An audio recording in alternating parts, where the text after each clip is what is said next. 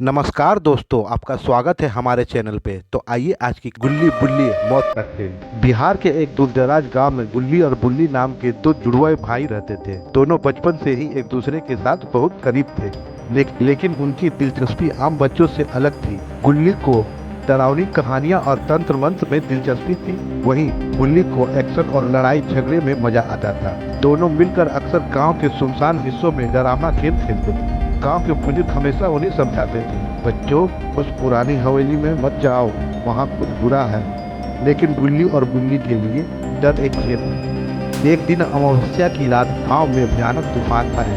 उसी रात बुल्ली ने एक किताब खोज निकाली। ये किताब गांव के बाहर पुराने कुएं के पास दबे एक टूटे पत्ते में मिली थी। किताब में तंत्र, आत्मा बुलाने के मंत्र और श्रापित खेल था।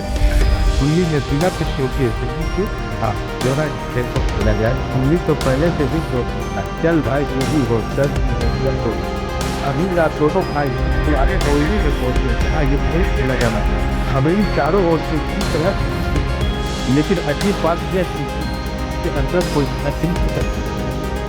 बुल्ली ने किताब के अनुसार मोमबत्तियाँ जलाई और एक डायरी में बैठकर मंत्र पढ़ा। सारी शांति रक्त योजना भगवत माया कहा।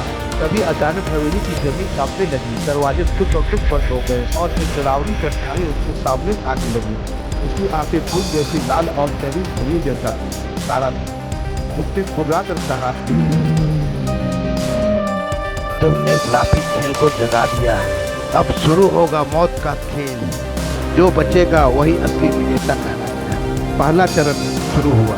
हवेली की दीवारों से लंबी लंबी भुजाएं निकलकर दोनों भाइयों को पकड़ने लगी। बुल्ली ने अपनी जेब से चाकू निकाला और भुजाएं काटते हुए बुल्ली की ओर दौड़ा। हम साथ हैं तो कोई भूत हमारा क्या बिगाड़ देगा, बुल्ली ने चिल्लाकर कहा। बुल्ली ने मंत्र पढ़ते हुए एक त्रिकोण आकृति जमीन पर बनाई, जिससे थोड़ी देर के लिए भुजाएं रुक गई। लेकिन तभी जमीन से एक औरत आत्मा निकली, सिर उल्टा, बाल तक और आंखें गठोर जैसी काली। मैं हूँ रुद्रिका, इस खेल की रक्षक। अब बुल्ली ने किताब से लिखा एक मंत्र पढ़ा और बुल्ली ने उस पर हमला किया। जैसे ही बुल्ली का चाकू रुद्रिका को छूता, वह धुआं बनकर गायब हो जाती और फिर किसी और कोने में प्रकट हो जाती। ये खेल अब डर का नहीं था, जानलेवा एक्शन का बन चुका था। तीसरी चरण बुल्ली और बुल्ली को एक दूसरे से डरने के लिए मजबूर किया गया। हवेली की आत्माएं इन्हें एक दूसरे के खिलाफ भड़का रही थी। बुल्ली के अंदर धीरे धीरे तात्विक ऊर्जा बढ़ने लगी, उसकी आंखें अब सफेद होने लगी। बुल्ली बोला, सिर्फ मेरा भाई है, मैं सब दिल के पीछे का ताकत है। लेकिन बुल्ली पर नियंत्रण नहीं था। तभी बुल्ली ने वही किताब उठाई और आखिरी पृष्ठ पर लिखा बलिदान मंत्र पढ़ना शुरू किया। स्वाहा आत्मा स्वाहा तेज स्वाहा, भाई को मिले पुष्पत। जैसे ही बुल्ली ने मंत्र पूरा किया, एक बिजली की आवाज आई और पूरा हवेली विस्फोट होकर गिरने लगा और सब कुछ शांत हो गया। बुल्ली जमीन पर बेहोश था, लेकिन बुल्ली वो हवेली सिर्फ अब राख बची, लेकिन बुल्ली पीड़ित था।